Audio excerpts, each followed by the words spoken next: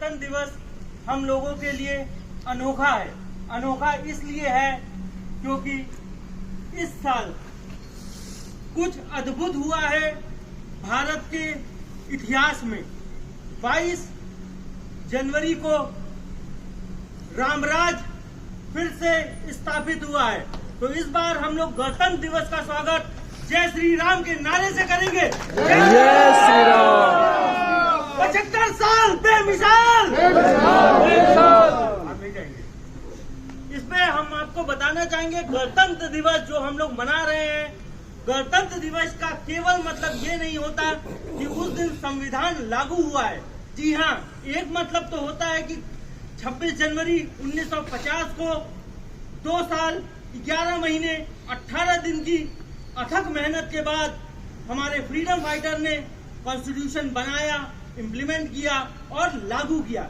इसके अलावा गणतंत्र दिवस वो कंट्री गणतंत्र रिपब्लिक तभी 4 कैरेक्टरिस्टिक्स होते हैं, 4 खूबियां होती हैं, जिसका एक संविधान हो, जिसमें कोई भी पोस्ट किसी फैमिली की नहीं हो, जिसमें कोई भी पोस्ट के लिए हर लोग आके ले सके और किसी उस कंट्री पे किसी दूसरे देश का अधिपत्य ना हो, शासन ना हो, मतलब वो कंट्री सॉवरिजन हो। और इसके ये 4 कैरेक्टरिस्टिक्स मिलके किसी देश को गणतंत्र बनाती हैं। तो गणतंत्र में का असली मतलब है जब किसी देश के पास ये चारों चीज रहे तो वो गणतंत्र होता है।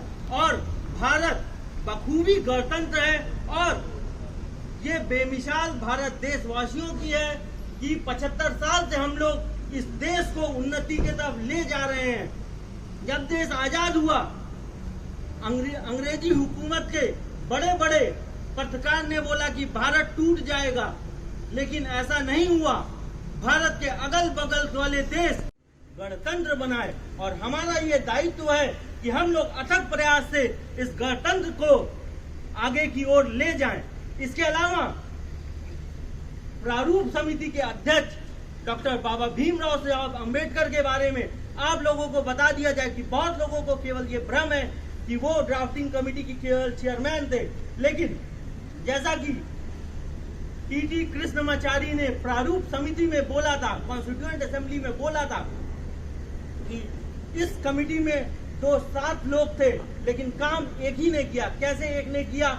बाकी के कमेटी मेंबर्स किन्हीं कारणोंवश अच्छे से पार्टिसिपेट नहीं कर पाए। 2 लोग दिल्ली के बाहर रहते थे, 1 लोग बीमार रहते थे, 1 लोग देश के बाहर थे, 1 लोग रेजिग्नेशन देके दूसरे लोग आए।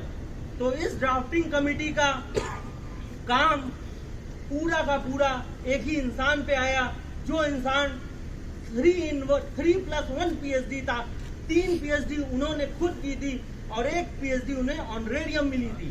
तो ये जो भी ड्राफ्टिंग कमेटी के चेयरमैन डॉक्टर बाबा भीमराव साहब अंबेडकर का अथक कंट्रीब्यूशन है towards India making a republic. और इसको रिपब्लिक बनाने में Indian freedom fighters drafting committee ने 60 कंट्री के कॉन्स्टिट्यूशन का अध्ययन किया और वहां से बेस्ट चीजें लाई। वो बेस्ट चीज आपको इंडियन कॉन्स्टिट्यूशन में दिखती है, जो कि पूरे विश्व का सबसे लेंडिएस्ट कॉन्स्टिट्यूशन है।